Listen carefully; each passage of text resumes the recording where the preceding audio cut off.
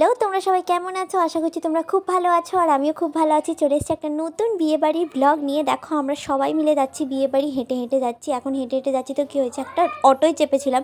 কী কুক্ষণে যে এই অটোটায় আমি চেপেছিলাম আমি ভগবানই জানে, কারণ এই অটোওয়ালাটা আমাকেও বিয়ে দিয়ে দিচ্ছিল। সত্যি কথা বলতে প্রথমে তো আমায় জিজ্ঞাসা করলো তোমরা কি অনুষ্ঠান বাড়ি যাচ্ছ? আমি বললাম যে হ্যাঁ আমরা অনুষ্ঠান বাড়ি যাচ্ছি। আমাকে জিজ্ঞাসা করছে যে তোমার কি বিয়ে ঠিক হয়ে আছে? তাহলে আমার একটা ছেলে, মানে আমাদের হাতে একটা ছেলে আছে, খুব ভালো ছেলে, এই সেই এই হ্যানা ত্যানা এই বলতে থাকলো। আমি বললাম না না, আমি এখন ইন্টারেস্টেড নই বিয়ে করতে। তারপরে পুরো তো নাছর বান্দা যে আমাকে একটা, মানে আমার নাম্বারটা নিয়ে রাখো, তোমার হাতে যদি কোনো মেয়ে থাকে তাও তুমি বলবে, তোমার যখন বিয়ে হবে সেটাও তুমি বলবে। তো এই সব বলতে বলতে আমি ওনার নাম্বারটা নিয়েছি, মিসড কল দিইনি। তাই আমাকে জিজ্ঞাসা করছিলো যে তুমি একটা আমাকে কল করে নাও। তা আমি বললাম যে আমার হাতে যদি কোনো মেয়ে থাকে তাহলে আমি আপনাকে নিশ্চয়ই মিসড কল দেবো, মানে ফোন করব। তো যাই হোক, ওখান থেকে নেমে আমরা চলে আসলাম এখানে। দেখো বৃদ্ধি লুকটা আমি আগেই দেখিয়ে দিলাম, এটা হলো কনের গায়ে হলুদের লুক। দেখো কত সুন্দর লাগছে ওকে।